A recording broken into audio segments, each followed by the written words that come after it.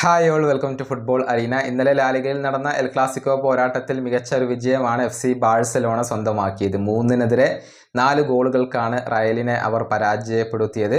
Brazilian super താരമായ Raphinha മത്സരത്തിൽ മികച്ച പ്രകടനം നടത്തിയിട്ടുണ്ട്. ഇരട്ട ഗോളുകൾ സ്വന്തമാക്കാൻ അദ്ദേഹത്തിന് കഴിഞ്ഞിട്ടുണ്ട്.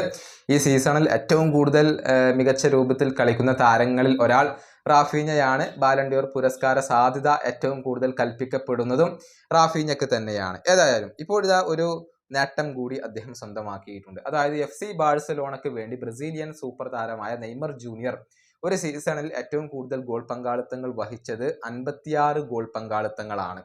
അത് മറികടക്കാൻ റാഫീഞ്ഞക്ക് ഇപ്പോൾ കഴിഞ്ഞിട്ടുണ്ട്. ബ്രസീൽ ഫുട്ബോൾ എഡിഷൻ റിപ്പോർട്ട് ചെയ്യുന്നത് പ്രകാരം റാഫീഞ്ഞ ഈ സീസണിൽ FC ബാഴ്സലോണയ്ക്ക് വേണ്ടി 58 ഗോൾ പങ്കാളിത്തങ്ങൾ വഹിച്ചു കഴിഞ്ഞു. നെയ്മറുടെ 56 ഗോൾ പങ്കാളിത്തങ്ങൾ എന്ന ആ ഒരു കണക്ക് മറികടക്കാൻ ഇപ്പോൾ റാഫീഞ്ഞക്ക് കഴിഞ്ഞിട്ടുണ്ട്. ഇനി FC ബാഴ്സലോണയ്ക്ക് വേണ്ടി നേരത്തെ കളിച്ചിട്ടുള്ള ബ്രസീലിയൻ ഇതിഹാസമാണ് റൊണാൾഡോ നസാരിയോ. അദ്ദേഹം ഒരു സീസണിൽ ബാഴ്സയ്ക്ക് വേണ്ടി 60 ഗോൾ പങ്കാളിത്തങ്ങൾ വഹിച്ചിട്ടുണ്ട്.